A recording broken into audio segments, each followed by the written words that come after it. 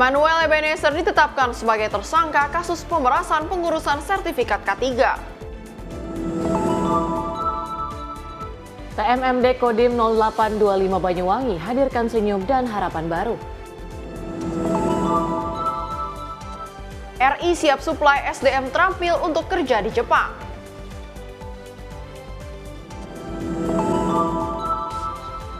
BNN ungkap kasus rokok elektrik mengandung narkoba.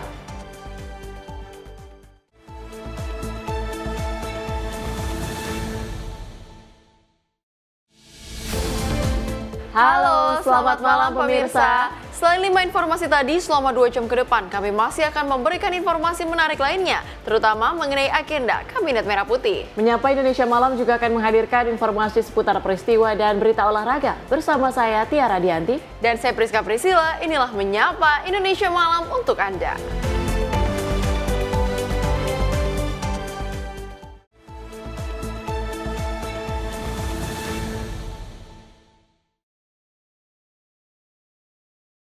Kita awali dengan informasi pertama dari Komisi Pemberantasan Korupsi yang telah berhasil menyita total 22 kendaraan dari operasi tangkap tangan Wamenaker. Juru bicara KPK Budi Prasetyo mengatakan 22 kendaraan yang berhasil diamankan, yakni 15 mobil dan 7 motor, dari total 14 orang yang kini telah diamankan KPK.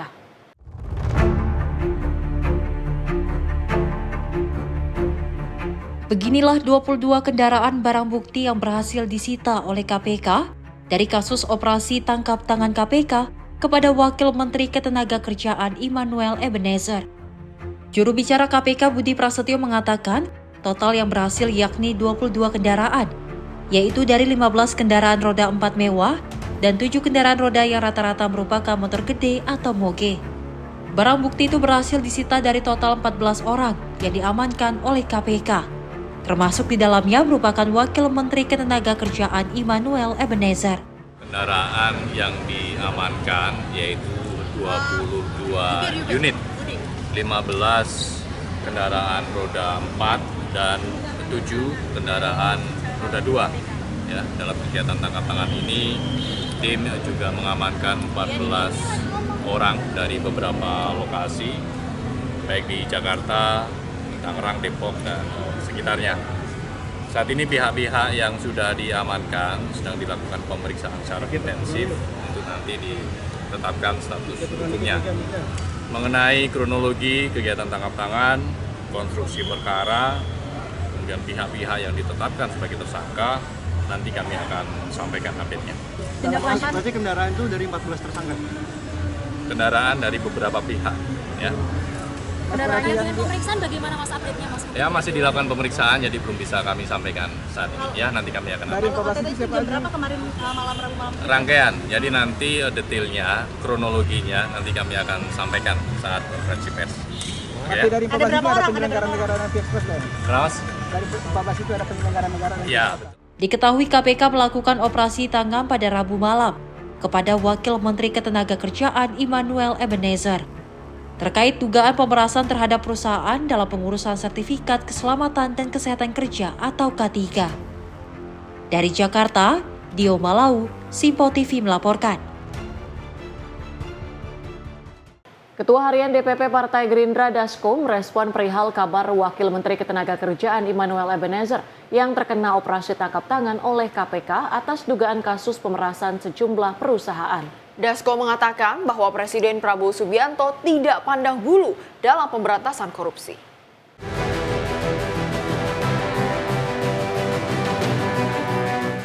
Wakil Menteri Ketenagakerjaan Immanuel Ebenezer ditangkap dalam operasi tangkap tangan yang dilakukan Komisi Pemberantasan Korupsi. Dalam kasus tersebut, Immanuel atau kerap disapa Noel terciduk pada Rabu malam bersama 10 orang lainnya. Sejumlah barang bukti pun turut disita oleh lembaga anti rasuah, diantaranya uang, sejumlah mobil mewah, dan motor sport. Merespon hal ini, Ketua Harian DPP Partai Gerindra Dasko mengatakan bahwa Presiden Prabowo Subianto tak akan pandang bulu dalam pemberantasan korupsi.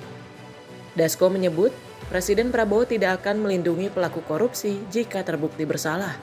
Bahkan, Presiden Prabowo juga tidak memberikan perlindungan kepada semua pembantunya di Kabinet Merah Putih. Yang pertama-tama kan memang belum ada pengumuman resmi dari KPK tentang status dari yang bersangkutan.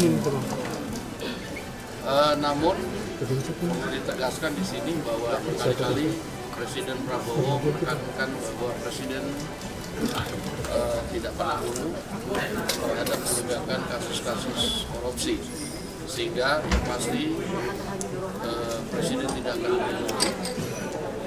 Bila ada memang terbukti pembantu-pembantunya melakukan hal perbuatan yang tidak sesuai. Dari Jakarta, Fahrizal Davariskiano, Sinpo TV melaporkan. Sementara itu, Menteri Sekretaris Negara Prastio Hadi merespon terkait penangkapan Wamenaker Immanuel Ebenezer oleh KPK melalui operasi tangkap tangan. Ia menyebut kasus ini sangat memprihatinkan serta menegaskan akan segera melakukan pergantian jika terbukti bersalah. Bila nanti terbukti, maka akan secepatnya dilakukan pergantian. Menteri Sekretaris Negara Prastio Hadi menyatakan bahwa Presiden Prabowo Subianto telah menerima laporan terkait penangkapan Wakil Menteri Ketenagakerjaan Immanuel Ebenezer atau Noel oleh KPK dalam operasi tangkap tangan pada Rabu malam. Prastio menyebut keprihatinan pemerintah atas penangkapan Immanuel Ebenezer dalam operasi tangkap tangan KPK. Mensesnek menjelaskan bahwa Presiden telah menerima laporan dan menghormati proses hukum yang berjalan, serta menegaskan akan segera melakukan pergantian jika terbukti bersalah.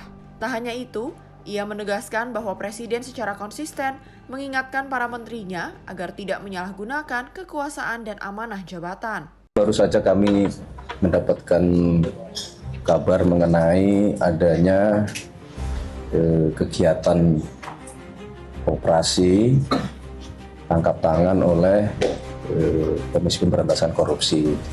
Tentu kami mewakili pemerintah tentu menyampaikan keprihatinan bahwa salah satu anggota kabinet Merah Putih diinformasikan menjadi salah satu yang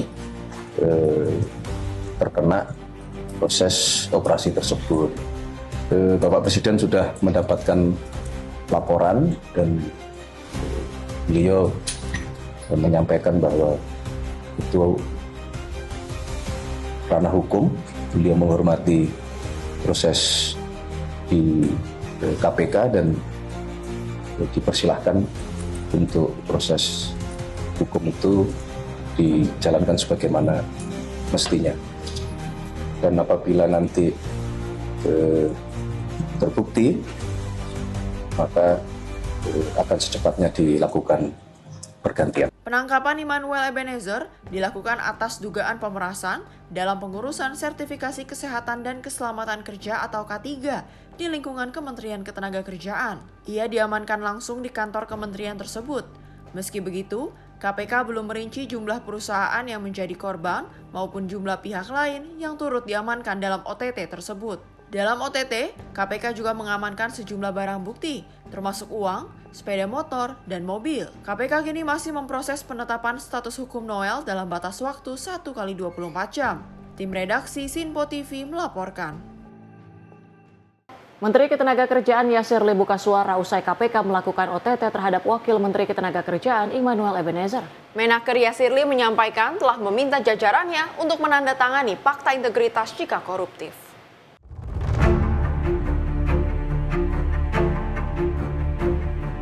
Menteri Ketenagakerjaan Yasirli merespon kasus dugaan korupsi yang dilakukan oleh Wamenaker Immanuel Ebenezer. Dirinya menyayangkan peristiwa tindak pidana korupsi terjadi di kementeriannya. Ia mengaku telah melakukan banyak pembenahan terkait integritas hingga perbaikan layanan sejak ia menjabat. Bahkan meminta para pegawai Kemnaker untuk menandatangani fakta integritas dan siap dicopot jika terbukti korupsi. Lebih lanjut, dia juga meminta perusahaan jasa sertifikasi kesehatan dan keselamatan kerja atau PJK3 menandatangani komitmen untuk tidak melakukan praktik-praktik koruptif. Selamat sore, salam sejahtera untuk kita semua. Karena nunggu ya, jadi mungkin ada beberapa hal yang ingin saya sampaikan. Yang pertama, saya prihatin dan menyayangkan peristiwa dugaan tindak pidana korupsi yang saat ini sedang diproses oleh KPK. Saya menghormati proses hukum yang sedang dijalankan oleh KPK dan mendukung berbagai langkah KPK dalam melakukan penindakan pelaku korupsi. Bagi saya dan keluarga besar Kementerian Ketenagakerjaan, ini adalah pukulan yang berat, terlebih sejak saya dilantik menjadi Menteri Ketenagakerjaan atau dalam 10 bulan terakhir, saya sedang melakukan banyak pembenahan dan penataan, khususnya terkait dengan integritas, profesionalisme, dan perbaikan layanan. Sejalan dengan arahan Presiden bahwa tidak ada toleransi atas perilaku koruptif, maka saya sudah meminta pejabat beserta jajaran di Kemenaker untuk menandatangani fakta integritas dan siap dicopot apabila melakukan tindakan korupsi.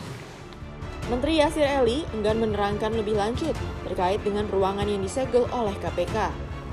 Selain itu, Menaker juga memastikan pelayanan di Kemenaker tetap berjalan seperti biasanya. Tim redaksi Sinpo TV melaporkan.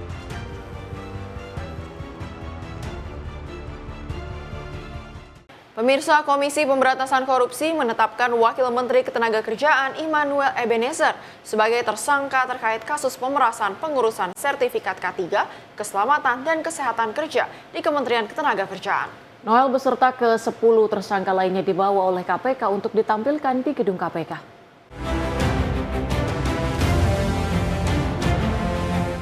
Ketua Komisi Pemberantasan Korupsi Setio Budianto menyampaikan, kasus pemerasan sertifikasi keselamatan dan kesehatan kerja atau K3 melibatkan 11 orang, baik dari internal Kementerian Ketenagakerjaan dan juga pihak eksternal. KPK pun memastikan 3 dari 14 orang yang berhasil diamankan pada OTT kali ini tidak memiliki keterkaitan apapun. Adapun Wakil Menteri Ketenagakerjaan Immanuel Ebenezer Gerungan mendapatkan aliran dana sebesar 3 miliar rupiah dan 1 kendaraan motor tipe sport.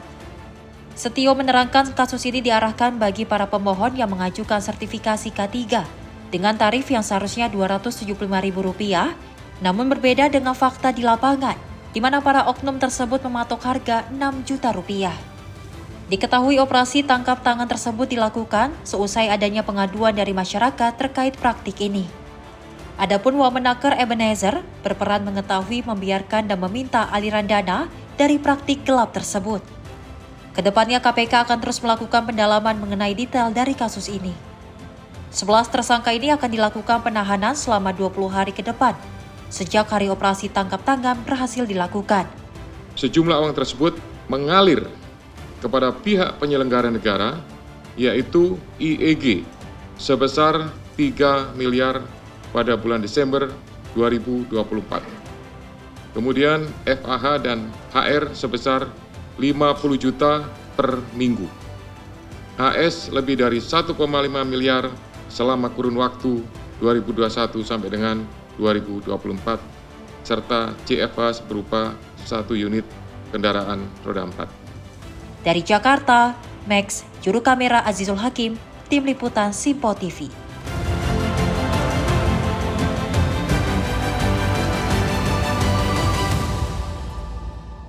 Kita ke informasi lain, pemirsa. Ketua DPR RI Puan Maharani menyoroti tewasnya balita asal Sukabumi yang meninggal dengan kondisi dipenuhi cacing. Puan menyampaikan agar pemerintah daerah setempat lebih aktif untuk mengawasi kondisi kesehatan warganya dan juga mendata warga yang memang membutuhkan cek kesehatan.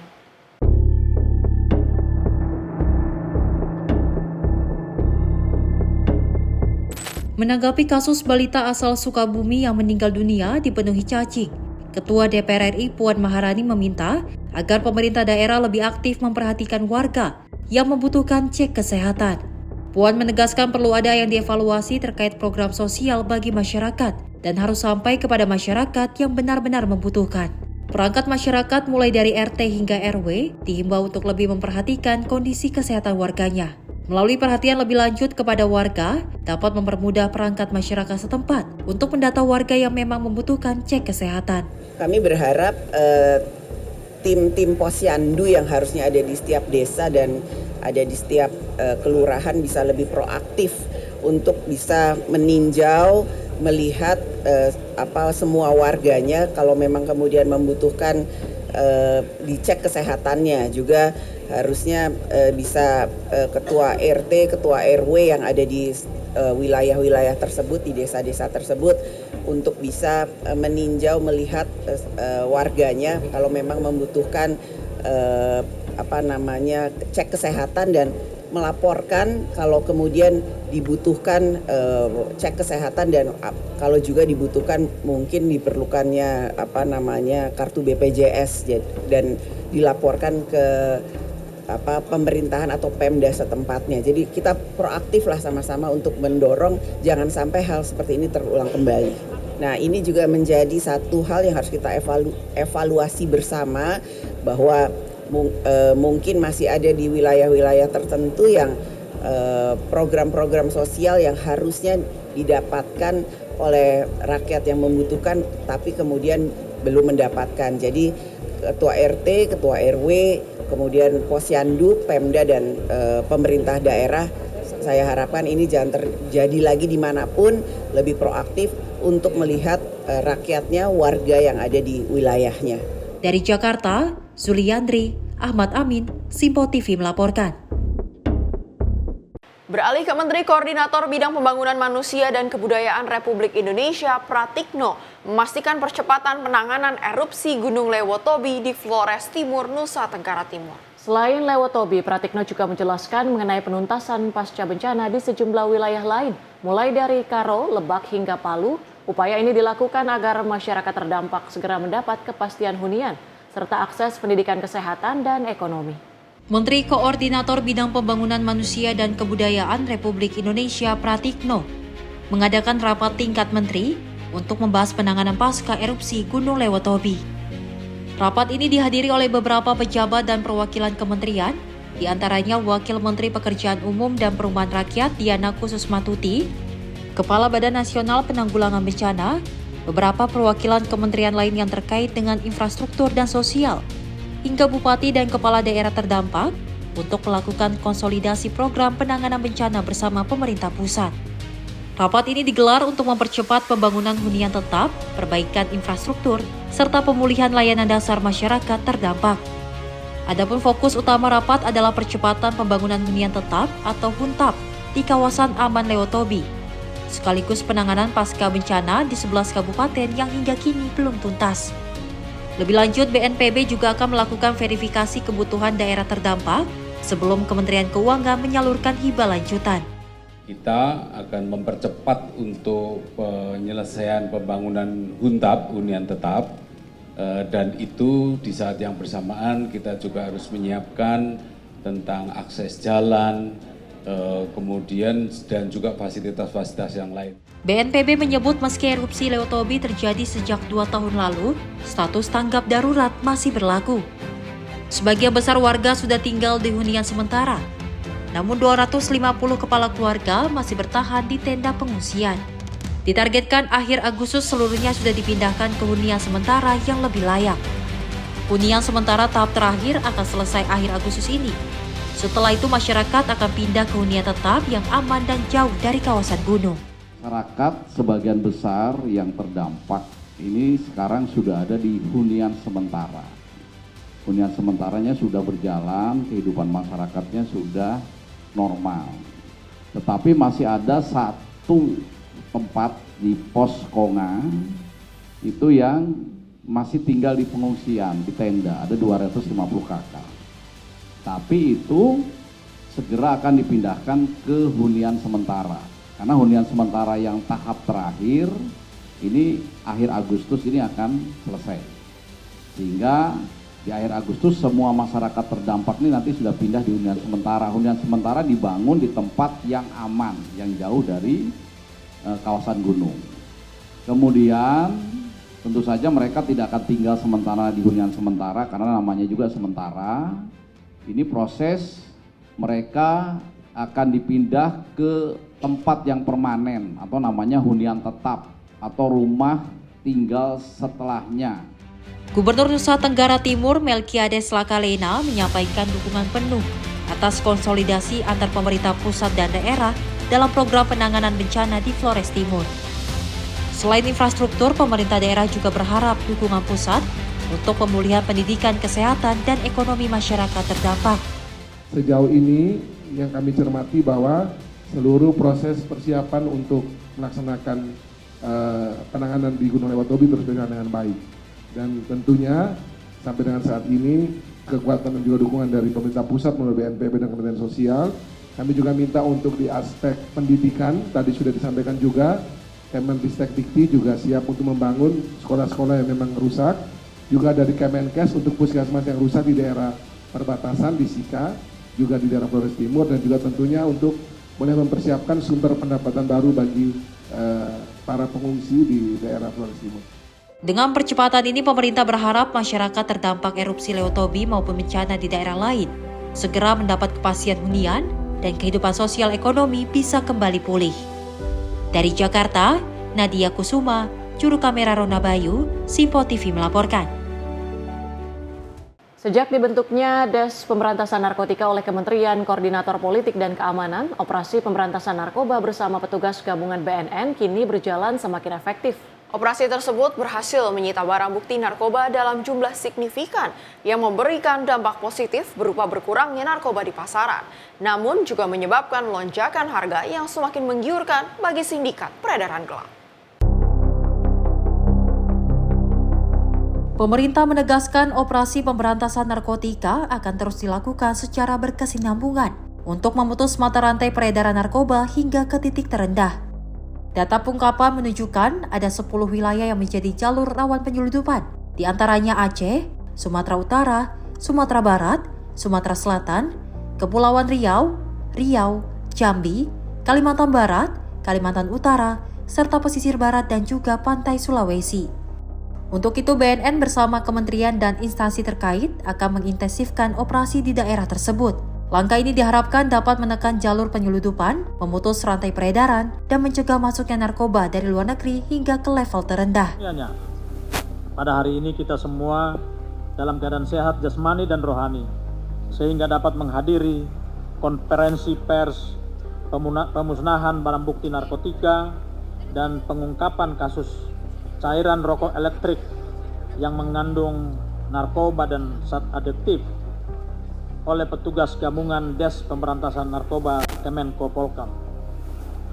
Pada kesempatan ini, saya sebagai Kepala BNN Republik Indonesia menyampaikan terima kasih yang sebesar-besarnya kepada Bapak Presiden Republik Indonesia, Bapak Jenderal Prabowo Subianto, kepada seluruh anggota Komisi 3 DPR RI, kepada Bapak Menko Polkam, dan pimpinan kementerian serta lembaga anggota Des Pemberantasan Narkoba, serta kepada pimpinan seluruh instansi pemerintah yang telah memberikan dukungan, memperkuat jalinan kolaborasi, dan menunjukkan komitmen yang tinggi dalam gerakan perlawanan terhadap jaringan sindikat narkoba.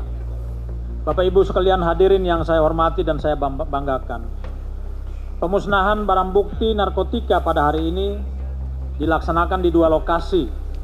Pertama di lapangan BNN yang hari ini kita sedang hadiri dengan menggunakan mesin insinerator untuk memusnahkan sebagian barang bukti dalam jumlah yang terbatas karena keterbatasan alat yang kita gunakan di tempat ini.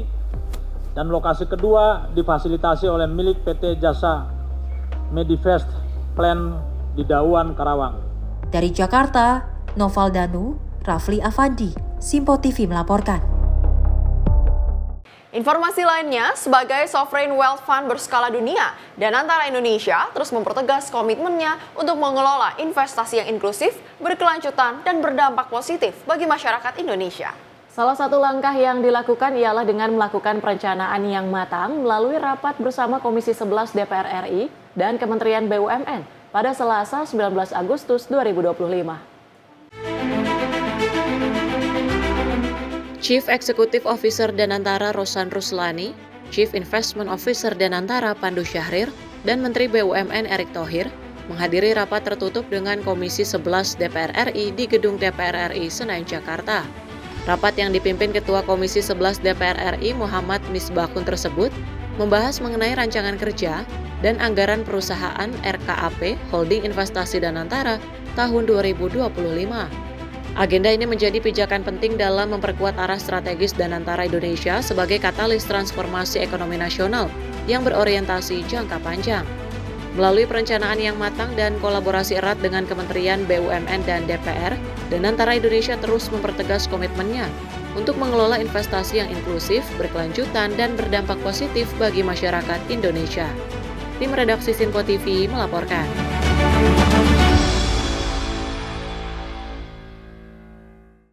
Proyek pemugaran Sungai Kalimalang jadi objek wisata air. Informasi selengkapnya usai jeda. Tetaplah bersama kami.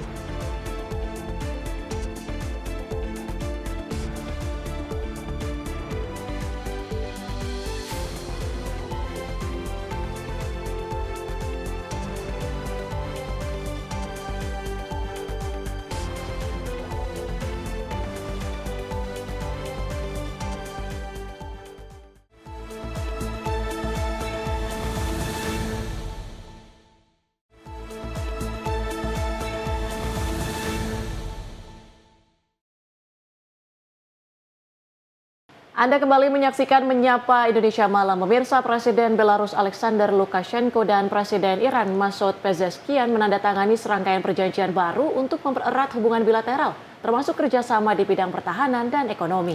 Kedua negara juga menyatakan akan memulai langkah menuju perjanjian kemitraan strategis. Dalam pertemuan di Ibu Kota Minsk, kedua pemimpin menandatangani paket 13 dokumen yang mencakup pertahanan, industri, pariwisata, serta ilmu pengetahuan dan teknologi. Pezeshkian mengatakan Iran akan membantu Belarus menetralisir dampak sanksi berat dengan pengalaman terheran menghindari pembatasan ekonomi selama puluhan tahun. Lukashenko menyebut Pezeshkian sebagai sahabat yang menegaskan kesiapan Belarus untuk bekerja sama di berbagai bidang, mulai dari pasokan pangan hingga teknis militer. Kedua negara juga menyatakan akan memulai langkah menuju perjanjian kemitraan strategis. Kunjungan Presiden Iran ini sebelumnya beberapa kali ditunda akibat serangan Amerika Serikat terhadap fasilitas nuklir Iran. Lukashenko menilai serangan tersebut sebagai ancaman serius bagi stabilitas regional dan internasional dan mendukung hak Iran untuk mengembangkan energi nuklir secara damai. Tim redaksi Sinpo TV melaporkan. Sementara itu, peletakan batu pertama dalam rangka pembangunan wajah baru Sungai Kalimalang, Bekasi, Jawa Barat resmi dilakukan oleh Gubernur Jawa Barat, Teddy Mulyadi. Proyek yang rencananya akan rampung pada Januari 2026 mendatang akan berfokus pada wisata air dan transportasi air yang diharapkan akan menjadi ikon kota Bekasi ke depannya. Langkah baru yang sedang direncanakan oleh pemerintah Kota Bekasi dan pemerintah Jawa Barat, yakni menghidupkan kembali Sungai Kalimalang. Gubernur Jawa Barat Teddy Mulyadi dan Wali Kota Bekasi Tri Adianto meletakkan batu pertama dalam pembangunan kawasan wisata air di Sungai Kalimalang, Bekasi, Jawa Barat.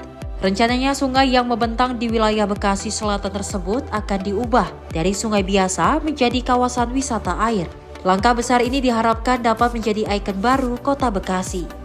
Pemugaran Sungai Kalimalang ini meliputi dibangunnya jembatan baru yang menghubungkan Jalan Ahmad Yani ke Grand Metropolitan Mall sepanjang 2 km. Jembatan-jembatan lama akan dibongkar dan akan diubah menjadi model lengkung dengan total anggaran 36 miliar sehingga kapal dapat melintas di bawahnya. Setelah proyek pemugaran selesai dilakukan, Kalimalang tak hanya difokuskan sebagai wisata air, namun juga dimanfaatkan sebagai jalur transportasi air menuju Jakarta. Kemudian kita fokus pada beberapa hal yang menjadi kebutuhan dasar masyarakat. Satu, bahwa orang Bekasi itu sangat memerlukan jembatan layang karena kemacetannya sudah parah, sehingga 2 jembatan layang segera dibangun dan 2026 dan 2028. Yang kedua, harus punya lapang-lapang bola di setiap minimal kecamatan yang tertata dengan baik. Yang ketiga, infrastruktur pengelolaan air bersihnya harus memadai. Nanti pengerukan sungai, kemudian pengerukan dam-dam atau situ-situ harus terus dilakukan.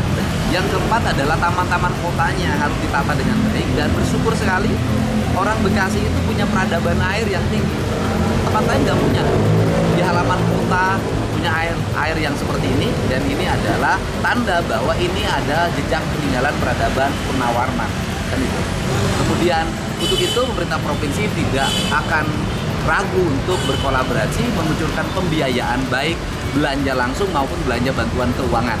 Dan kita akan tempuh itu. Kita punya target selama 5 tahun kita memimpin baik gubernur maupun wali kota. Nanti bisa dilihat jejak peradaban yang ditinggalkannya. Pengelolaan proyek pemugaran tersebut akan dilakukan oleh Badan Usaha Milik Daerah atau PT Mitra Patriot.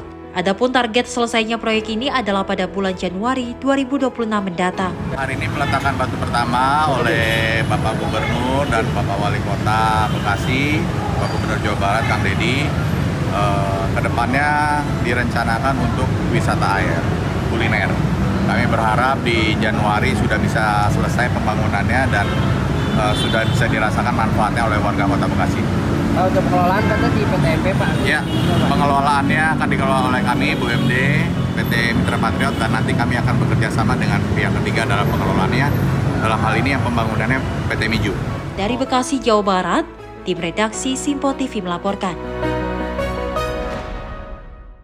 Pimpinan DPR menggelar rapat konsultasi bersama pimpinan Komisi 13 DPR, Menteri Hukum, serta Komisioner Lembaga Manajemen Kolektif Nasional atau LMKN dan Lembaga Manajemen Kolektif di Kompleks Parlemen Senayan, Jakarta pada Kamis siang.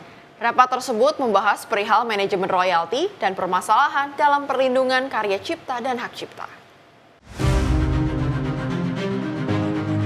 Pimpinan DPR menggelar rapat konsultasi bersama pimpinan Komisi 13 DPR, Menteri Hukum, serta Komisioner Lembaga Manajemen Kolektif Nasional atau LMKN di Kompleks Parlemen Senayan, Jakarta pada Kamis siang. Selain itu juga hadir sejumlah musisi tanah air seperti Ariel Noah, Semi Simorangkir, dan Vina Panduwinata. Dalam rapat konsultasi membahas perihal manajemen royalti yang belakangan ini menjadi sorotan publik.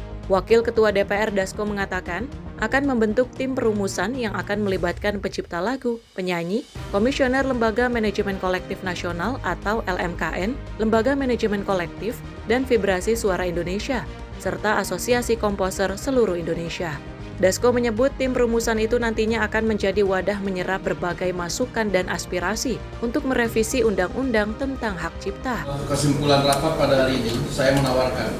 Yang pertama, itu untuk selama 2 bulan kita berkonsentrasi menjadikan undang-undang hak cipta. Saya minta kepada teman-teman yang tadi sudah berkontribusi untuk memberikan saran, pendapat, aspirasi untuk sama-sama masuk dalam tim rumus. Saya ada ngobrol-ngobrol dengan beberapa teman tempoh hari bagaimana nanti pencipta, pemegang hak cipta itu hanya punya misalnya satu organisasi, kemudian saling urus urusan pencipta dan pemegang hak cipta. Bagaimana kemudian misalnya penyanyi, pemain band, itu artis punya satu organisasi aja, kemudian sama-sama ngurus. Bagaimana sih itu loh, jangan sampai kayak sekarang ini terlalu banyak yang lembaga mungut-mungut, bingung jadinya. Nah jadi tapi itu baru ide, tapi itu akan dirumuskan nanti ke dalam tim rumus yang akan segera dibentuk. Tadi ada beberapa organisasi yang sudah tercatat untuk ikut, dan target kita dalam waktu 2 bulan undang-undang ini harus segera rampung karena masukan juga sudah cukup banyak. Dan tadi mudah-mudahan yang jauh-jauh dari Bali, Mas Indra bisa nggak segan-segan diganggu untuk memberikan masukan supaya undang-undang ini cepat jadi, karena komitmen kementerian yang baru ini mereka sudah agak cukup lama belajar, 8 bulan, 9 bulan mempelajari mengenai undang-undang hak cipta ini. Dari Jakarta, Fahrizal Davarizkiano, Simpo TV melaporkan.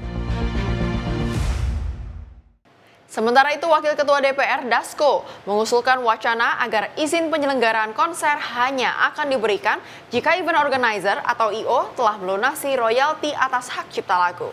Dasko mengatakan bahwa dirinya telah berkoordinasi dengan pihak kepolisian mengenai pemberian izin tersebut.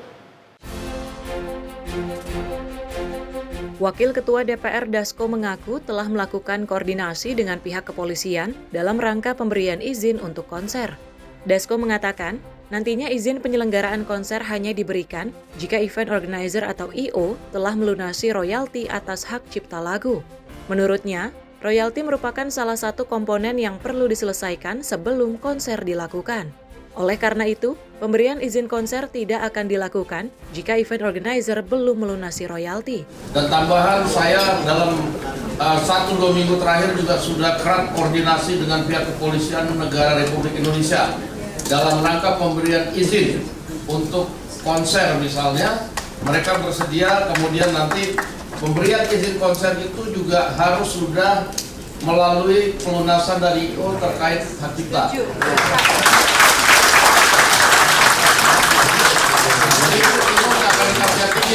Izin pertunjukan kalau belum memberikan tanda bahwa dia sudah membayar lunas royalti lagu-lagu yang akan dibawakan, karena sesungguhnya benar bahwa itu merupakan komponen dari biaya.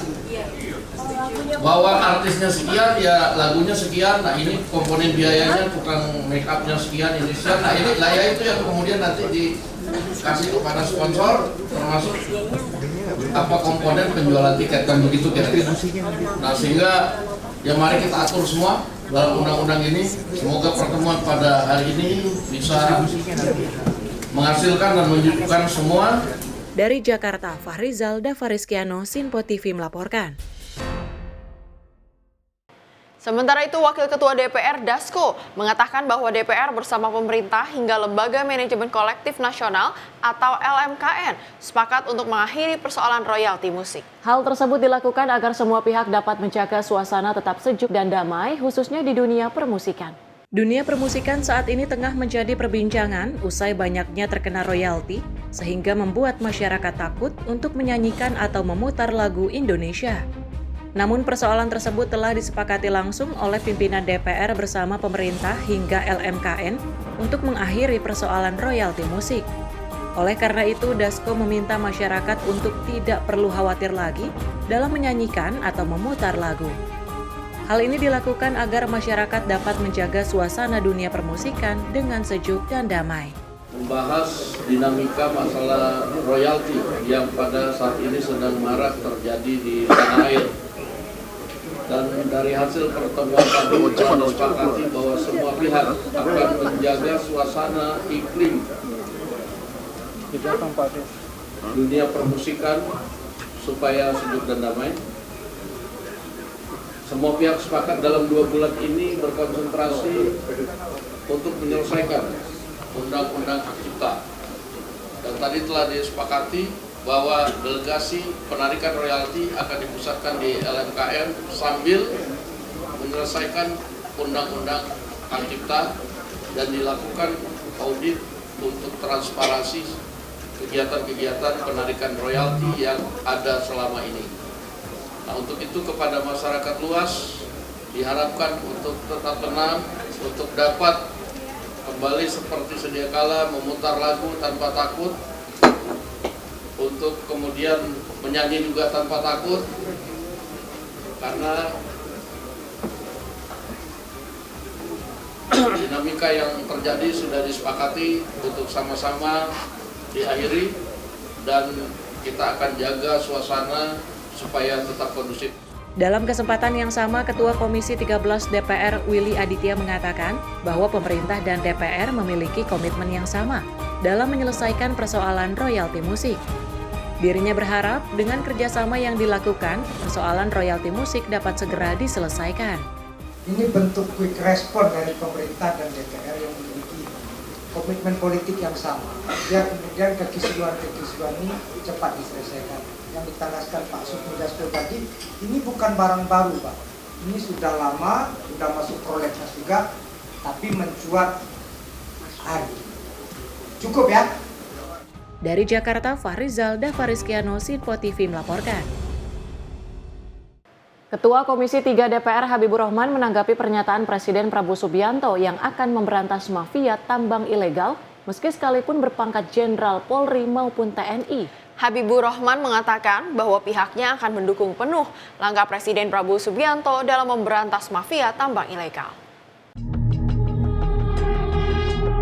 Presiden Prabowo Subianto akan memberantas seluruh mafia tambang ilegal yang dapat merugikan negara. Presiden Prabowo mengatakan dirinya tak akan pandang bulu meski ada Jenderal TNI atau Polri yang turut terlibat dalam tambang ilegal. Menanggapi hal ini, Ketua Komisi 3 DPR, Habibur Rahman, bahwa pihaknya akan mendukung penuh langkah Presiden Prabowo dalam memberantas tambang ilegal. Menurutnya, akibat tambang ilegal negara mengalami kerugian mencapai triliunan rupiah. Oleh karena itu, nantinya Komisi 3 DPR akan memanggil Kapolda dan kementerian terkait untuk memastikan perintah Presiden Prabowo agar terlaksana. Ya, kita dukung penuh ya. Nah, ini lebih penting nih daripada ngomong poskonya Pak Abu Bakar. Ngomong soal bagaimana tambang ilegal ditertibkan. Karena itu kan sangat signifikan untuk mengembalikan kerugian keuangan negara. Ya, saya dengar sih jumlah kerugian keuangan negara yang timbul akibat tambang ilegal itu bisa mencapai triliunan rupiah. Padahal kan kita saat ini membutuhkan budget yang amat besar untuk membiayai program-program kerajaatannya Pak Prabowo. Ya, program kerajaan Pak Prabowo itu kan high cost semua, makan bergizi gratis, kemudian sekolah rakyat, lalu food estate, macam-macam. Dari Jakarta, Fahrizal Ahmad Amin, Sinpo TV melaporkan. Beralih ke Gubernur Jawa Timur, Khofifah Indar Parawansa meresmikan dapur makan bergizi gratis, yaitu Dapur Nikmat Barokah di Surabaya. Dapur ini menjadi bagian dari upaya Pemprov Jatim mempercepat penyediaan Satuan Pelayanan Pemenuhan Gizi atau SPPG untuk mendukung program MBG bagi anak sekolah dan kelompok rentan. Gubernur Jawa Timur Khofifah Indar Parawansa meresmikan Satuan Pelayanan Pemenuhan Gizi atau SPPG Dapur Nikmat Barokah. SPPG ini memiliki luas 400 meter persegi dengan luas bangunan 500 meter persegi dan berlokasi di Wisma Kedung Asem Indah, Kedung Baruk, Rungkut, Kota Surabaya, Jawa Timur. Nantinya setelah beroperasi, SPPG ini akan menyuplai 4.000 porsi makanan bagi sekolah-sekolah yang ada di sekitar Kedung Baruk, mulai dari jenjang SD, SMP, dan SMA. Saya mohon kita semua menjaga bahwa niat Pak Presiden untuk makan bergizi gratis yang betul-betul memberikan support gizi kepada penerima manfaat.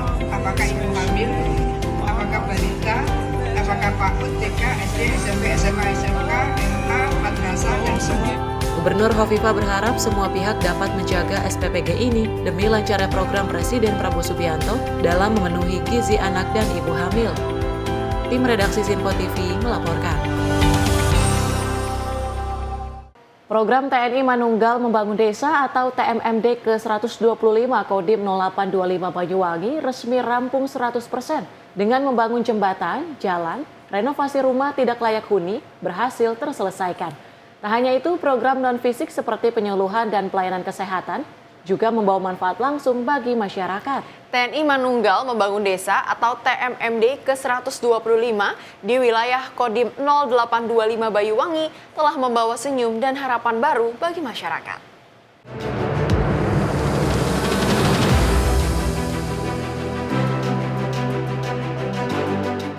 Selama 1 bulan penuh, suasana desa wilayah Kodim 0825 Banyuwangi terlihat berbeda.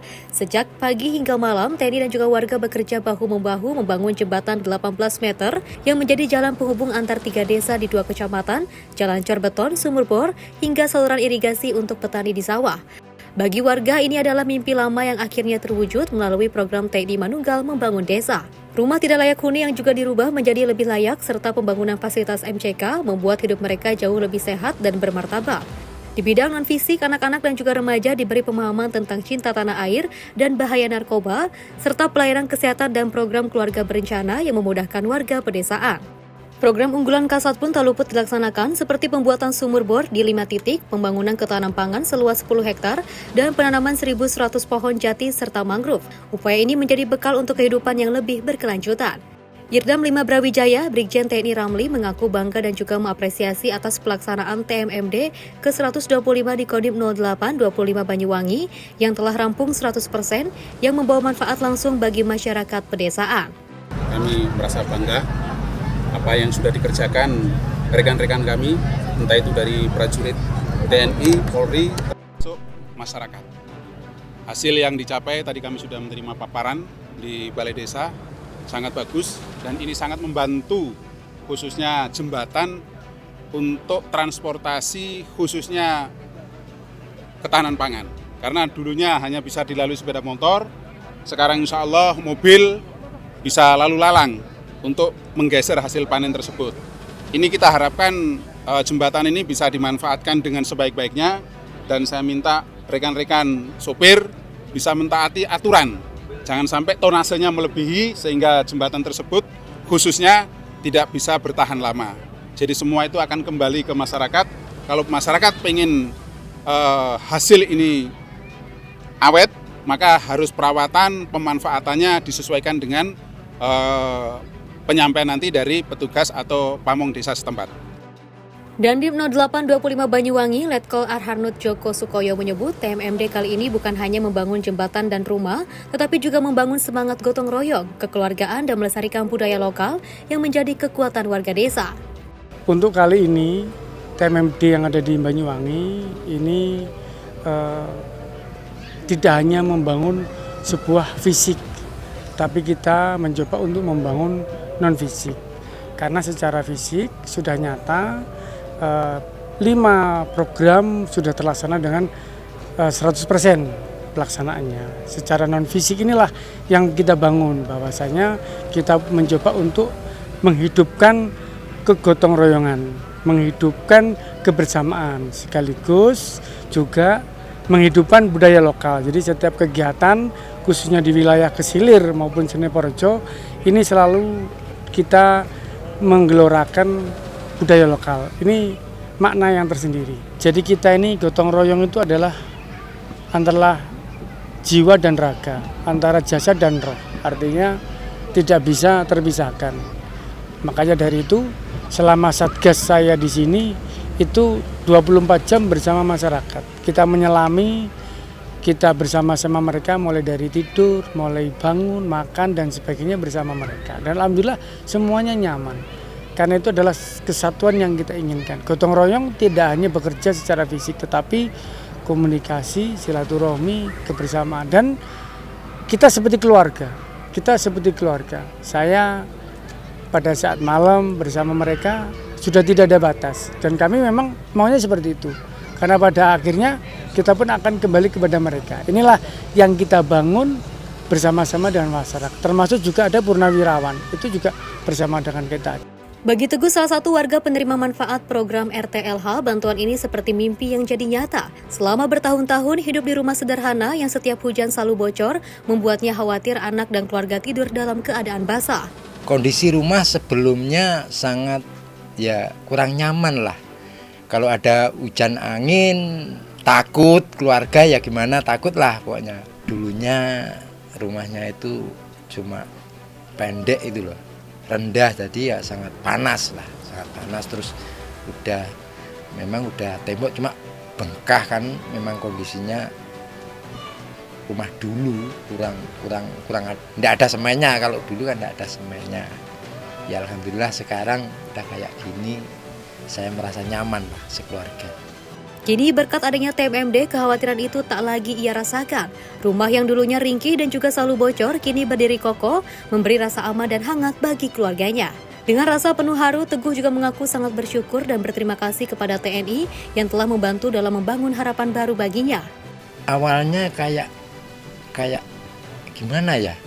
Kayak iya, kayak enggak gitu. Kan dulunya ada bedah rumah, katanya bedah rumah. Apa iya ya gitu. Ya ternyata ya kerja nyatanya Pak TNI, Pak Kodim sangatlah nyata lah, wujudnya nyata. Saya berterima kasih sebanyak-banyaknya kepada Pak Kodim dan jajarannya, Pak Lurah, staf Lurah, Pak Kadusnya untuk gerakan sosialnya masyarakat sangat membantu berjalannya bangunan rumah saya. Lewat TMMD ke-125, TNI tak juga hanya membangun jalan dan jembatan, tapi juga membangun harapan dan senyum di wajah warga. Sebuah bukti bahwa TNI selalu hadir untuk rakyat dan bersama rakyat pula TNI juga akan selalu kuat. Terima kasih Dandim, terima kasih TNI. Dari Banyuwangi, Jawa Timur, Cihan Nabila Mutia Anggiani, Simpo TV melaporkan.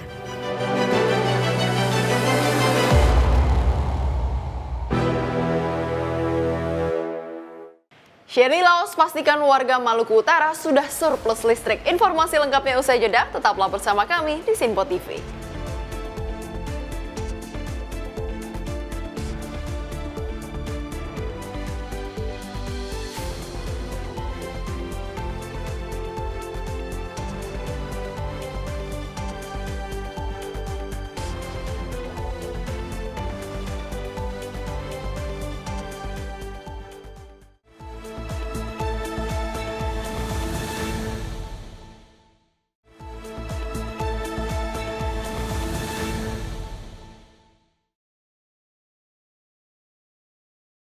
Anda kembali menyaksikan Menyapa Indonesia Malam. Pemirsa, Presiden Prabowo Subianto menghadiri pembekalan guru dan kepala sekolah di G-Expo Kemayoran, Jakarta Pusat.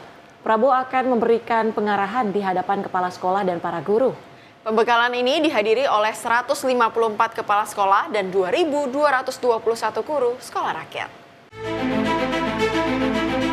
Presiden Prabowo Subianto mengapresiasi capaian program sekolah rakyat. Hingga saat ini sebanyak 100 sekolah rakyat sudah beroperasi dan pada September 2025 akan bertambah 65 sekolah baru.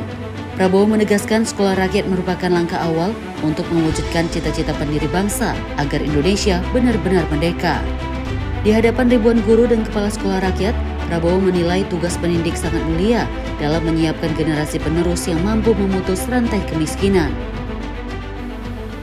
Saya sangat menghargai upaya penyelenggara mengumpulkan 2.000 lebih guru kepala sekolah dari seluruh Indonesia untuk pembekalan dan retreat. Saudara-saudara, saya kira ini sangat juga membesarkan hati saya hari ini dengan mengetahui bahwa hari ini kita sudah 100 sekolah rakyat yang beroperasi, berdiri dan beroperasi. Dan saya juga diberi laporan bulan September ini sudah akan tambah beroperasi 65 sekolah lagi.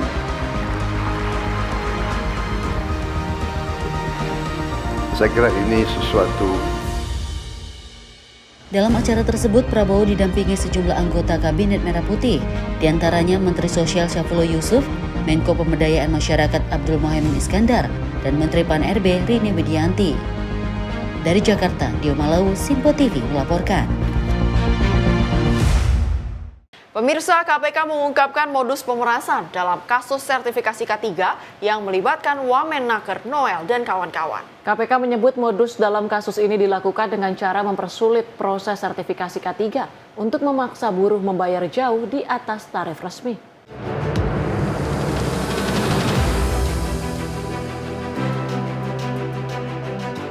Dalam konferensi pers di Gedung KPK Jakarta, Komisi Pemberantasan Korupsi mengumumkan penangkapan Wakil Menteri Tenaga Kerja Immanuel Ebenezer alias Noel atau DKK. Ia diduga terlibat dalam kasus pemerasan terkait proses sertifikasi keselamatan dan kesehatan kerja yang merupakan pengakuan resmi atas kompetensi pekerja dan perusahaan di bidang K3. Wakil Ketua KPK Setio Budianto menyoroti pentingnya tenaga kerja sebagai pilar utama perekonomian nasional.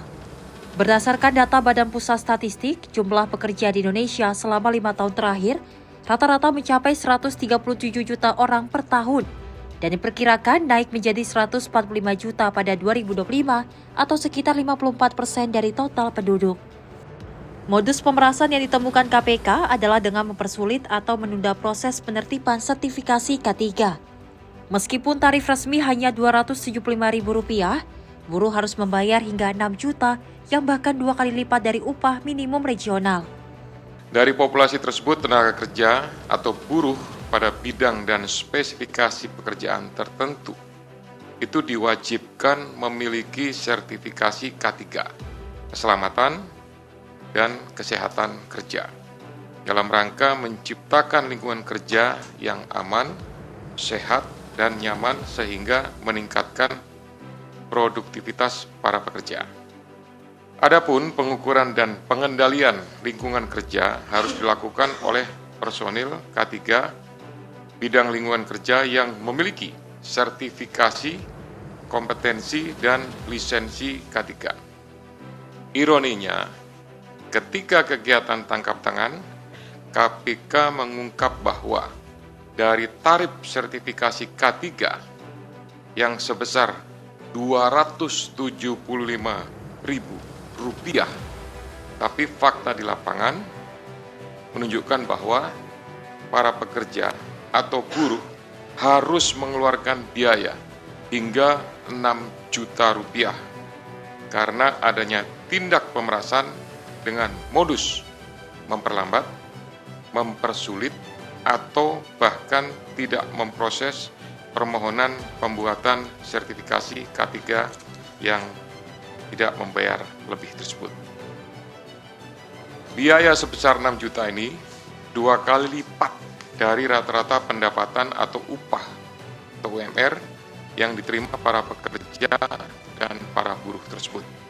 Oleh karena itu, penanganan perkara ini sekaligus sebagai pemantik untuk upaya pencegahan korupsi pada sektor ketenagakerjaan yang lebih serius ke depannya, agar pelayanan publik dapat terselenggara dengan mudah, cepat, dan murah, sehingga tidak merugikan masyarakat sebagai pekerja atau buruh sekaligus mendukung peningkatan ekonomi nasional.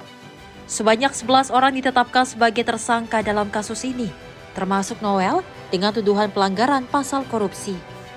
Para tersangka dipersangkakan pasal 12 huruf E dan atau pasal 12B Undang-Undang Nomor 31 Tahun 1999 tentang pemberantasan tindak pidana korupsi, sebagaimana telah diubah dengan Undang-Undang Nomor 20 Tahun 2001, Junto Pasal 64 Ayat 1 KUHP, Junto Pasal 55 Ayat 1 ke 1 KUHP. Tim redaksi Simpo TV melaporkan.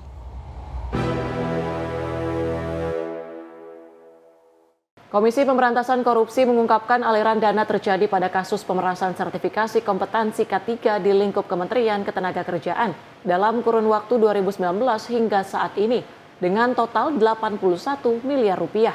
Secara terpisah, Wakil Menteri Ketenagakerjaan Immanuel Ebenezer Gerungan hanya menerima aliran dana sebanyak 3 miliar rupiah dan 1 motor sport.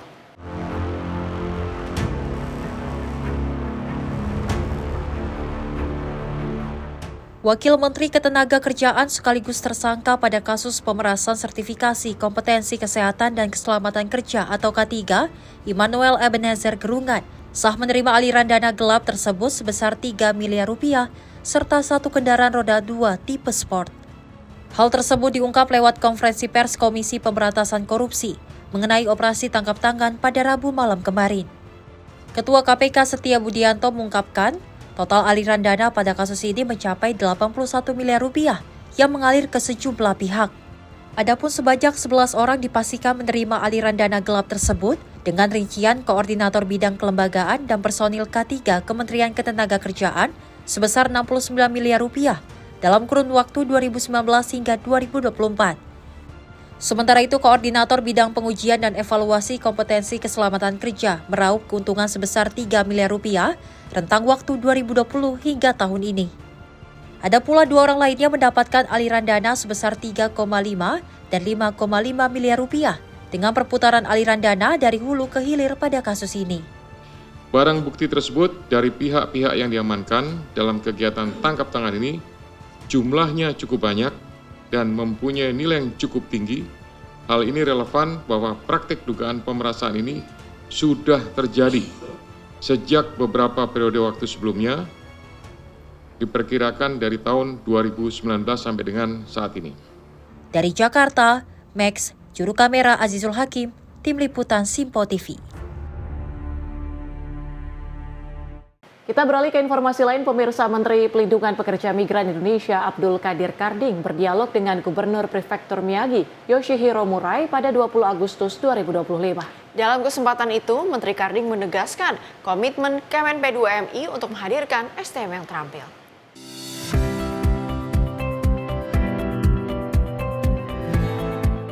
Menteri Pelindungan Pekerja Migran Indonesia Abdul Qadir Karding bertemu dan berdialog dengan Gubernur Prefektur Miyagi, Yoshihiro Murai pada Rabu 20 Agustus 2025. Menteri Karding menyatakan kunjungan kali ini bertujuan diantaranya untuk mempererat hubungan antara Indonesia dan Jepang, khususnya Miyagi. Jepang khususnya Miyagi membutuhkan tenaga kerja di sektor perikanan, pertanian, dan kesehatan. Menteri Karding menyatakan bahwa Indonesia siap menjawab kebutuhan tersebut. Indonesia memiliki potensi besar. Ada 834 SMK kemaritiman, 104 SMK pertanian, dan 1.728 SMK kesehatan yang siap Kemenp 2MI arahkan untuk menyiapkan SDM terampil. Ditambah dengan program unggulan Migran Center dan kelas migran, Kemenp 2MI ingin memastikan pekerja migran Indonesia benar-benar siap secara keterampilan, bahasa, maupun mentalitas. Khususnya dalam hal sumber daya manusia bisa kita tingkatkan ke depan. Di Indonesia ada sedikit perubahan data tata kelola tentang penempatan pekerja migran Indonesia di bawah Presiden Prabowo. Kalau dulu berbentuk badan, sekarang khusus ada kementerian mengurusi soal pekerja migran.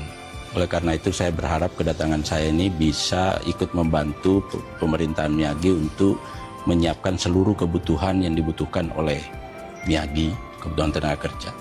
Menteri Karding berharap agenda kerja juga dapat mempererat persahabatan antara Indonesia dan Jepang, terutama dalam peningkatan kualitas sumber daya manusia.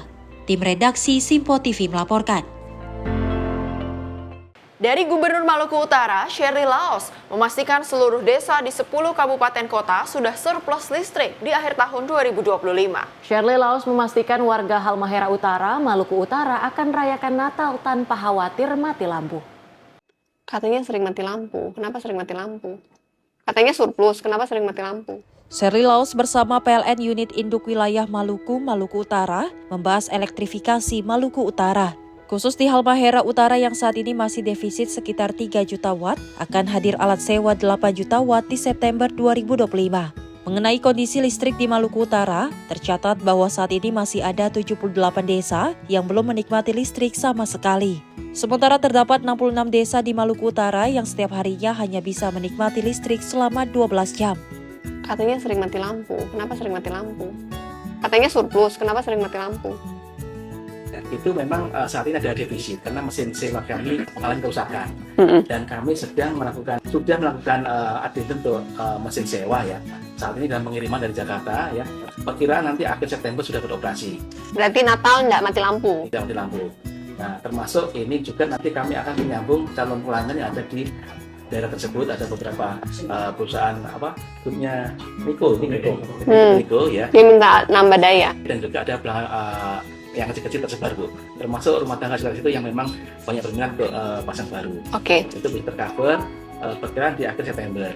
Oke. Nah nanti begitu Desember kan pemiliknya Pak Nur Hadianto tadi sudah masuk, itu lebih aman lagi. Dan nanti kalau sudah aman, ini artinya mesin sewa kita mungkin bisa geser ke tempat lain yang memang kondisinya defisit.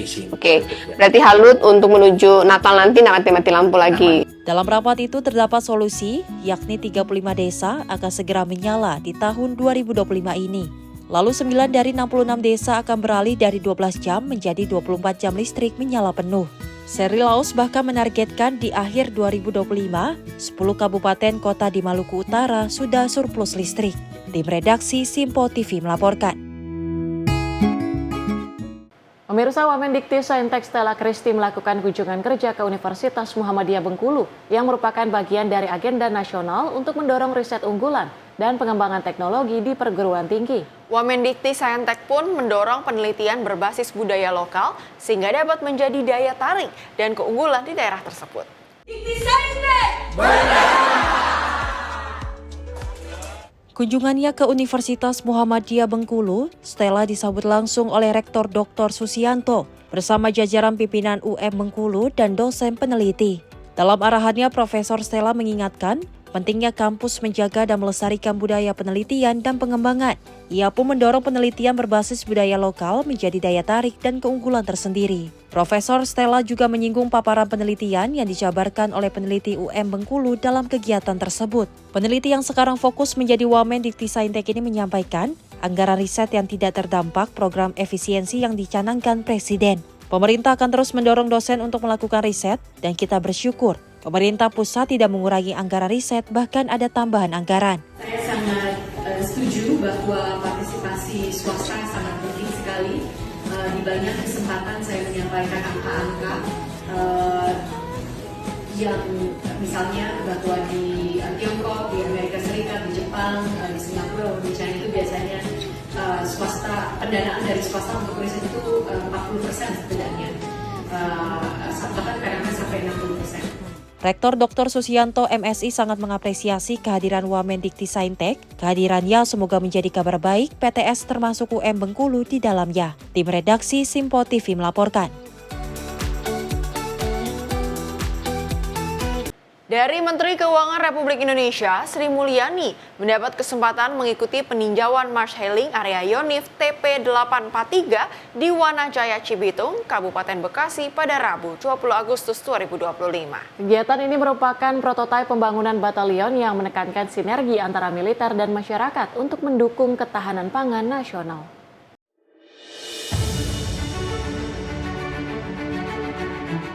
Bersama Menteri Pertahanan Safri Samsudin, Menteri Pertanian, Menteri Kesehatan, dan Wakil Panglima TNI, Menteri Keuangan Sri Mulyani meninjau langsung pemanfaatan lahan TNI seluas 43,1 hektar di Kabupaten Bekasi. Lahan ini diubah menjadi area produktif seperti pertanian, peternakan, perikanan, serta uji coba bibit pohon buah. Para prajurit di batalion ini tidak hanya dilatih untuk operasi militer, namun juga dibekali keterampilan pertanian dan peternakan. Berbagai kegiatan sosial seperti sunatan massal dan pengobatan gratis juga digelar untuk memberi manfaat bagi masyarakat sekitar.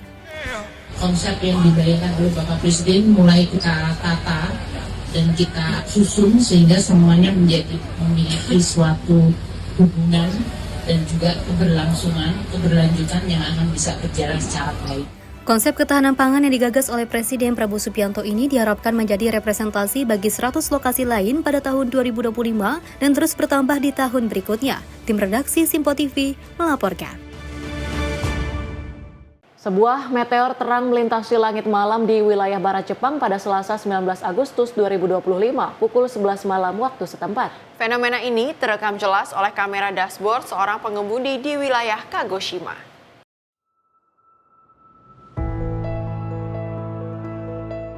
Cahaya terang menyilau di langit Jepang membuat malam seolah berubah menjadi siang hanya dalam hitungan detik. Fenomena ini terjadi akibat gesekan hebat saat meteor memasuki atmosfer, menurunkan kecepatannya secara drastis dan menghasilkan kilau putih yang terang. Para ahli memperkirakan meteor ini berasal dari sabuk asteroid dan akan berakhir di Laut Selatan Kyushu. Pengamat langit menyebut fenomena fireball seperti ini jarang terjadi, namun selalu menjadi pengingat betapa menakjubkannya langit malam yang terus bergerak. Tim redaksi Simpo TV melaporkan. 8 wartawan diintimidasi dan alami kekerasan. Informasi selengkapnya usai jeda, tetaplah bersama kami.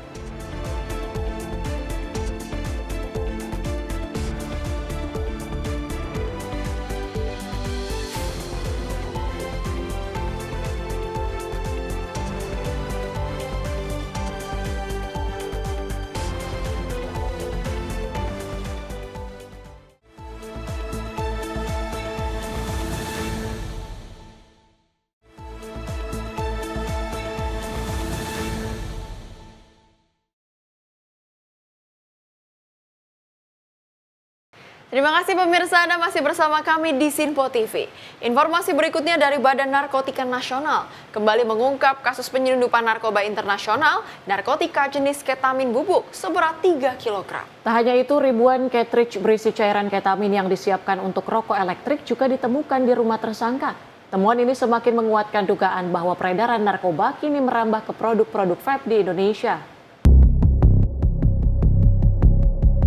Pengungkapan kasus penyelundupan narkoba jenis ketamin ini dilakukan pada 19 Agustus 2025. Petugas BNN menemukan 3 kg ketamin bubuk yang dikirim dari Perancis menuju Bogor, Jawa Barat. Di rumah tersangka berinisial XY, tugas juga menemukan sebanyak 1.860 cartridge berisi cairan ketamin. Ribuan cartridge tersebut rencananya akan diedarkan dan digunakan sebagai cairan vape atau rokok elektrik. BNN menduga ketamin bubuk dari luar negeri itu akan dijadikan bahan baku cairan vape yang berbahaya bagi masyarakat. Ketamin bubuk yang dikirim dari Prancis sebanyak 3 kg tersebut diduga akan dijadikan sebagai bahan baku cairan vape.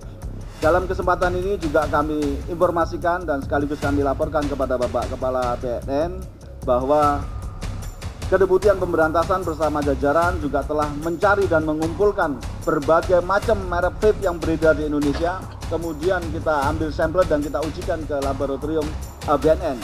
Jadi kurang lebih sudah 187 sampel. Dan hasilnya yang sudah keluar 107, yang 80 masih dalam proses yang dilakukan oleh teman-teman di lab. BNN menegaskan akan terus menelusuri jaringan peredaran narkotika yang menyusup melalui produk-produk konsumsi populer termasuk rokok elektrik. Upaya ini sekaligus menjadi peringatan bagi masyarakat untuk lebih waspada terhadap maraknya peredaran narkoba dalam bentuk baru. Dari Jakarta, Nadia Kusuma, Rafli Afandi, Simpo TV melaporkan. Aksi pengeroyokan terhadap 8 wartawan terjadi saat tengah meliput sidak Kementerian Lingkungan Hidup di PT Genesis Regeneration Smelting, Kecamatan Jawilan, Kabupaten Serang, Banten, Kamis siang. Wartawan dilarang mengambil gambar oleh petugas keamanan dan sejumlah ormas. Akibatnya, satu wartawan dan humas KLHK dikeroyok hingga babak belur. Jangan. Beginilah video amatir yang diabadikan oleh salah satu wartawan yang hendak meliput kegiatan penyegelan pabrik pengolahan timbal oleh Deputi Gakum KLH. Peristiwa tersebut bermula saat 8 wartawan melakukan peliputan penyegelan pabrik pengolahan timbal oleh Deputi Gakum KLH sekitar pukul 11 siang. Sesampainya di pabrik, wartawan dilarang mengambil gambar oleh petugas keamanan dan sejumlah ormas. Setelah wawancara dengan Deputi Gakum KLH Rijal Irawan selesai, wartawan hendak meninggalkan lokasi. Namun mereka dipanggil oleh petugas keamanan dan ormas. Tanpa banyak bicara, para wartawan langsung diserang hingga berhamburan melarikan diri. Salah seorang jurnalis Tribun Banten, Muhammad Rifki, terpleset saat lari dan menjadi sasaran pukulan serta tendangan. Tak hanya wartawan, humas KLH Anton juga dilaporkan turut dikeroyok hingga babak belur.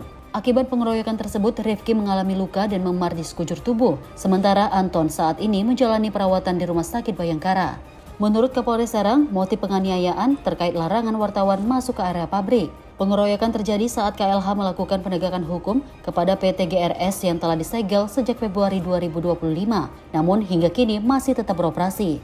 Untuk anggota BRIMOB yang diduga terlibat, polisi menyatakan kasusnya akan didalami dan ditangani oleh Propam Polda Banten. Di awalnya adalah dari Kementerian LH akan melakukan tindakan hukum karena pada tanggal 25 Februari kemarin mereka sudah datang ke sini melaksanakan polisland karena diduga perusahaan ini melakukan pencemaran. Tapi kemudian tidak diindahkan oleh perusahaan sehingga hari ini mereka akan melakukan penutupan perusahaan itu supaya tidak beroperasi seperti terlebih dahulu. Namun ketika datang ke sini ada diduga 4 orang humas dari LH, Kementerian LH dan 1 rekan media yang diduga dikeroyok oleh terduga security dan beberapa karyawan yang ada di perusahaan ini. Sementara salah satu korban wartawan yang berhasil melarikan diri dan menuturkan jika dirinya sempat dikejar oleh ormas dan dilarang mengambil gambar saat peliputan kegiatan penyegelan pabrik pengolahan timbal oleh Deputi Gakum KLH. Stop, kita jalan pulang. Deputi dan jajaran itu sudah jalan pulang, kita jalan kaki dari pintu gerbang samping. Nah, sampai di parkiran motor atau parkiran kendaraan di depan itu kita niatnya memang mau pulang kan karena liputannya sudah selesai begitu. Nah, akhirnya dari situ pas kawan-kawan mau ngambil motor sudah di posisi motor masing-masing, tiba-tiba terjadilah pengeroyokan itu. Jadi kejadian memang cepat gitu. Kita juga nggak tahu sampai sekarang nggak tahu penyebabnya apa kita dikeroyok segala macam. Memang awal kami datang ke sini itu ada kita dilarang untuk mengambil gambar di depan gerbang gitu. Nah, ketika saya coba pulang itu langsung ada beberapa orang termasuk orang-orang yang berkumpul di warung seberang pabrik ini itu ngejar teman-teman wartawan yang ada di parkiran mobil. Nah, saya langsung cabut kemudian gitu. Dari Serang, Banten, Firman Arif, kontributor Sinpo TV melaporkan. Insiden pengeroyokan yang terjadi saat inspeksi mendadak di pabrik smelter timbal di Serang, Banten. 8 wartawan dan staf KLH menjadi korban. Menteri Lingkungan Hidup Hanif Faisal turun langsung ke lokasi dan menegaskan penegakan hukum tidak boleh terganggu.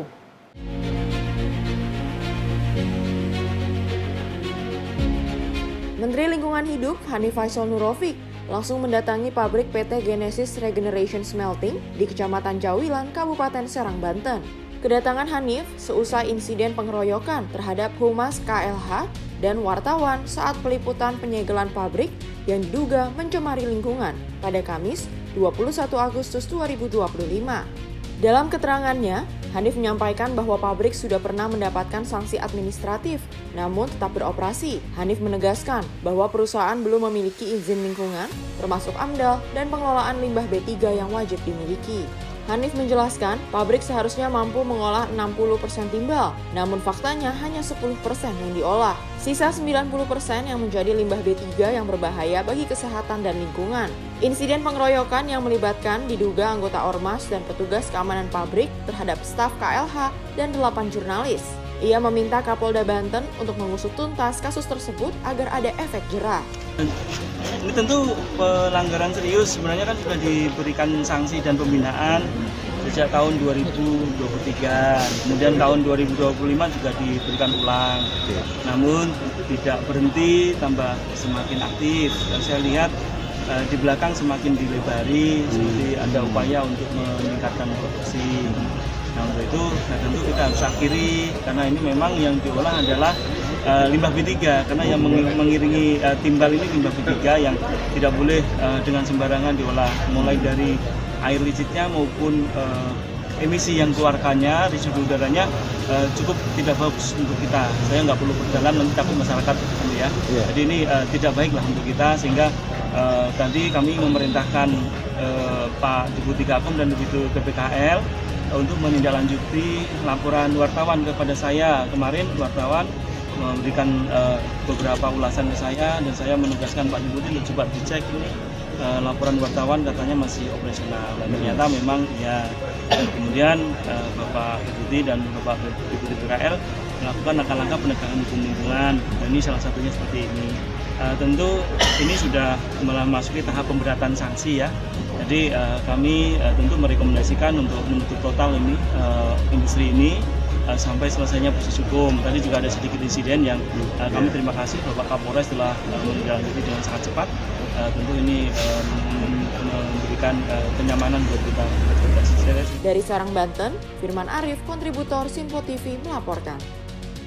Seorang pemuda tewas dengan luka tikaman senjata tajam usai dianiaya sekelompok remaja di Batubara, Sumatera Utara. Satu orang yang diduga sebagai pelaku pengeroyokan berhasil diamankan kurang dari 24 jam oleh Satuan Reserse Kriminal Polres Batubara.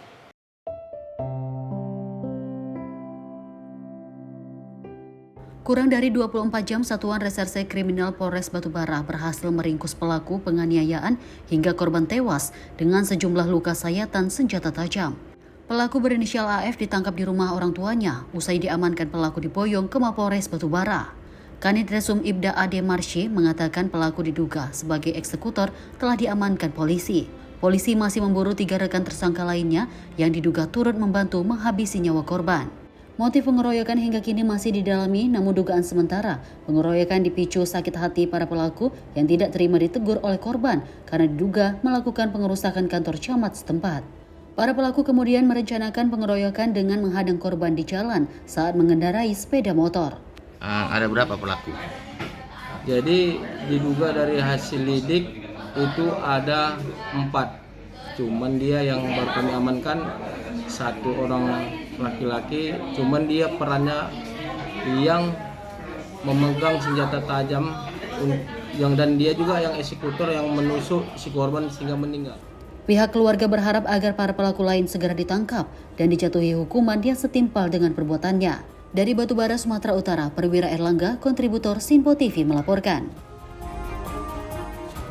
Informasi lainnya dari aparat kepolisian sektor Ciputat Timur menggerebek sebuah rumah kontrakan yang dicarikan tempat penyimpanan narkoba di Kelurahan Rengas, Kecamatan Ciputat Timur, Tanggerang Selatan pada Senin 18 Agustus 2025. Dalam penggerebekan ini aparat mengamankan puluhan ribu obat-obatan daftar G bersama 3 orang pelaku.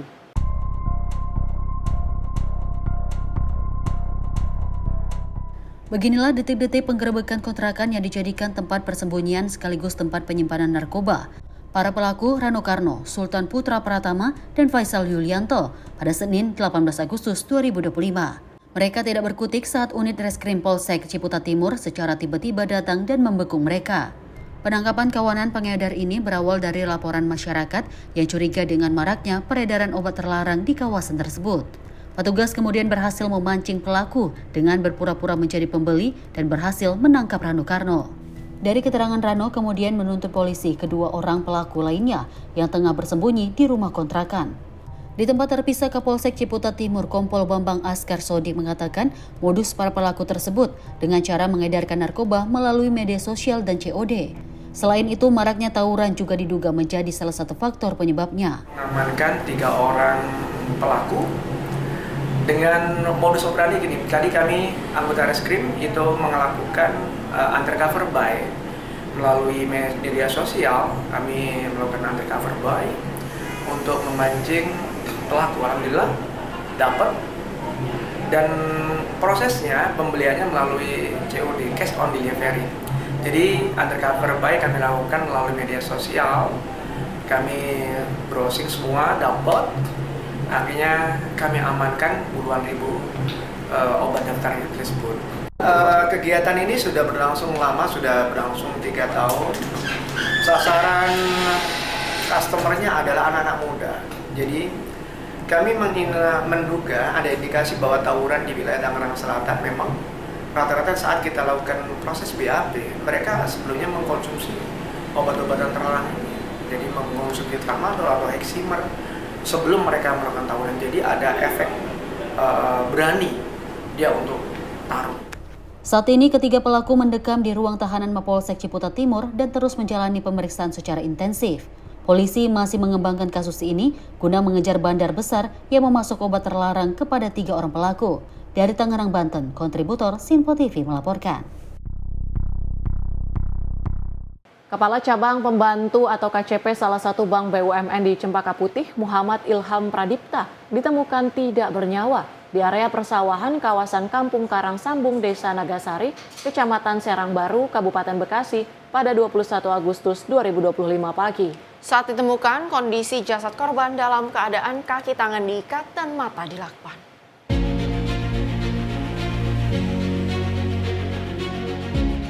Warga Kabupaten Bekasi, tepatnya di kawasan Kampung Karang Sambung, Desa Nagasari, Kecamatan Serang Baru, Kabupaten Bekasi, geger dengan penemuan jasad Muhammad Ilham Pradipta, Kepala Cabang Pembantu salah satu bank BUMN di Cempaka Putih pada Kamis 21 Agustus 2025 pagi. Jasad korban ditemukan dalam kondisi tangan dan kaki terikat serta mulut dilakban. Kuat dugaan jasad ini merupakan korban penculikan dan pembunuhan. Sebuah rekaman video CCTV yang beredar di media sosial sehari sebelum korban ditemukan tewas tersebut. Korban diduga telah diculik sejumlah orang saat ingin masuk ke dalam mobilnya di lote grosir Pasar Rebo, Jakarta Timur pada Rabu 20 Agustus 2025. Korban dibekap lalu dimasukkan ke dalam mobil para pelaku kemudian dibawa lari. Saat kejadian itu, korban usai meeting offline dengan pihak lote grosir. Polisi membenarkan kasus ini telah dilaporkan ke Polres Metro Jakarta Timur. Tim redaksi Sinpo TV melaporkan. Subdit Resmob Ditreskrimum Polda Metro Jaya berhasil menangkap 4 orang pelaku penculikan dan pembunuhan terhadap Kepala Cabang Bank BUMN yang jasadnya ditemukan dalam keadaan terikat di Kabupaten Bekasi pada Kamis 21 Agustus 2025 pagi. 3 orang pelaku ditangkap di Jalan Johar Baru 3 nomor 42 Jakarta Pusat, sedangkan 1 orang lainnya ditangkap saat tiba di Bandara NTT.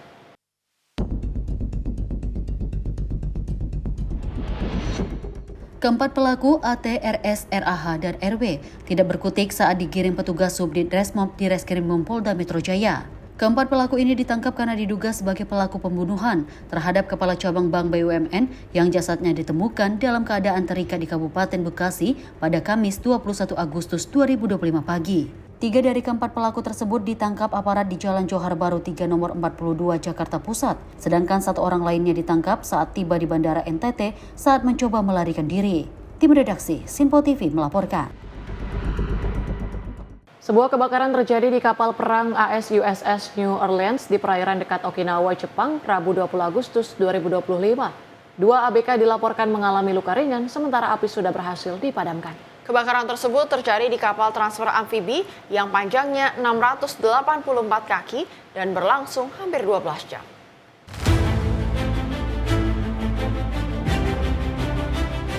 Kebakaran tersebut terjadi di kapal transfer amfibi yang panjangnya 684 kaki dan berlangsung hampir 12 jam. ABK mendapat bantuan dari kru USS San Diego serta penjaga pantai dan militer Jepang untuk memadamkan api. Penyebab kebakaran masih dalam penyelidikan. Mereka yang bertugas di kapal akan tetap menemani USS New Orleans di perairan. Kapal ini dapat menampung hingga 800 orang dan decommission pada 2007. Kebakaran ini mengembalikan ingatan terhadap insiden USS Bonhomme Richard di San Diego pada Juli 2020 yang terbakar selama 5 hari. Seorang ABK dituduh memulai kebakaran namun akhirnya dibebaskan. Laporan Angkatan Laut menyimpulkan terdapat kegagalan besar oleh komandan dan kru dan kapal tersebut dibuang karena rusak berat. Tim redaksi Sinpo TV melaporkan. Kembali ke berita nasional, seorang oknum sipir Lapas Kota Metro Lampung diduga terlibat penyelundupan narkoba ke dalam sel tahanan untuk narapidana. Oknum yang kini telah ditahan oleh Polres Metro tersebut diduga menyelundupkan sabu, ekstasi, dan tembakau sintetis dengan modus disembunyikan di dalam makanan. Satuan Reserse Narkoba Polres Metro Lampung menetapkan seorang oknum sipir Lapas Metro berinisial FB menjadi tersangka dugaan penyelundupan narkoba ke dalam sel tahanan. Penyelundupan terbongkar saat petugas lapas menggelar razia, lalu menemukan narkoba disimpan di sel tahanan. Saat dilakukan pengembangan, ternyata penyelundupan narkoba diduga dibantu oleh tersangka FB. Narkoba tersebut diselundupkan dengan modus dimasukkan ke dalam makanan oleh pihak keluarga narapidana dan kemudian diserahkan kepada tersangka. Barang bukti yang diamankan dalam pengungkapan ini diantaranya 15 paket sabu-sabu seberat 15 gram lebih, pil ekstasi 5,5 butir, tembakau sintetis 9 gram lebih, dan 2 timbangan digital. Kasus tersebut betul bahwa di Lapas Metro ada yang ketangkap. Statusnya sipir juga, Bu? Statusnya sipir. Dugaannya penyelundupan atau gimana, Bu? Tadinya mungkin rahasia sama-sama sipir, ada ketangkep, ditanya punya siapa, dikembangkan, manggil narkoba Polres Metro, dikembangkan lagi, dapat lagi lebih banyak lagi. Saat ini tersangka FB telah dijebloskan ke dalam sel tahanan Mapolres Kota Metro. Ia pun bakal dijerat menggunakan pasal tentang narkotika dengan ancaman hukuman pidana penjara maksimal selama 20 tahun. Dari Metro Lampung, Immanuel Simorangkir, kontributor Sinpo TV melaporkan. Seorang ibu rumah tangga ditemukan tewas di areal perkebunan singkong milik warga, Kecamatan Kota Bumi Utara, Kabupaten Lampung Utara, Lampung. Korban diduga tewas akibat dibunuh oleh pelaku yang identitasnya saat ini sudah dikantongi polisi. Warga desa Sawo Jajar, Kecamatan Kota Bumi Utara, Kabupaten Lampung Utara, Lampung, digegerkan dengan penemuan mayat wanita di areal kebun singkong pada Kamis 21 Agustus 2025 malam. Dari identifikasi polisi, mayat tersebut adalah seorang ibu rumah tangga bernama Anita Sari, berusia 29 tahun, warga Kecamatan Sungkai, Lampung Utara. Wanita ini diduga merupakan korban pembunuhan sebab polisi menemukan adanya bekas luka cekik di bagian leher dan luka goresan di kaki bagian kiri korban.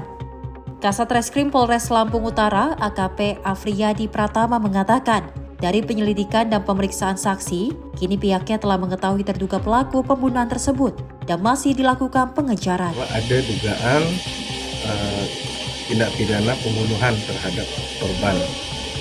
Saat ini tim kami dari Resmob sedang melaksanakan penyelidikan dan kami sudah mengantongi yang diduga sebagai pelaku. Diduga dicekek ataupun dijerat menggunakan kain ataupun tali. Sementara ini baru yang di leher, kemudian yang di kaki ada lecet memang. Saat ini jasad masih dilakukan otopsi di RSUD Riyacudu Lampung Utara guna mengetahui penyebab pasti kematian korban. Dari Lampung Utara, Lampung, Immanuel Simorangkir, kontributor Simpo TV melaporkan. Informasi lainnya mengenai sebuah jet tempur milik Angkatan Udara Malaysia mengalami kecelakaan di Pangkalan Udara Kuantan, Pahang pada Kamis malam. Jet tempur meledak dan terbakar saat lepas landas. Beruntung pilot dan kopilot selamat dan langsung dibawa ke rumah sakit untuk pemeriksaan.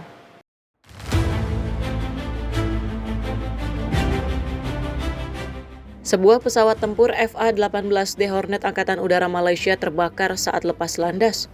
Kepala Polisi Pahang, Datuk Seri Yahaya Othman, mengonfirmasi insiden tersebut dan menyatakan kedua awak telah dievakuasi ke Rumah Sakit Tengku Ampuan Afzan untuk menjalani pemeriksaan. Rekaman video yang beredar di media sosial memperlihatkan mesin pesawat terbakar saat lepas landas di landasan pacu Bandara Sultan Haji Ahmad Shah Kuantan. Sebelumnya, seorang saksi mengatakan mendengar suara ledakan sebanyak 2 kali. Dalam keterangan resminya, Tentara Udara Diraja Malaysia menjelaskan insiden terjadi pada pukul 21.05 waktu setempat. Pihak TUDM saat ini sedang mengambil tindakan segera dan menjamin akan memberikan informasi terkini setelah investigasi dilakukan. Angkatan Udara Malaysia juga mengimbau seluruh pihak untuk tidak menyebarkan spekulasi atau informasi yang belum terverifikasi terkait insiden ini. Aura Desmita, Simpo TV melaporkan. Warga di Kelurahan Kandang Limun, Kota Bengkulu dihebohkan aksi nekat seorang pria berinisial Widi. Pelaku melakukan pencurian dengan kekerasan di sebuah kos mahasiswi dengan mengancam menggunakan pisau dan merampas barang berharga.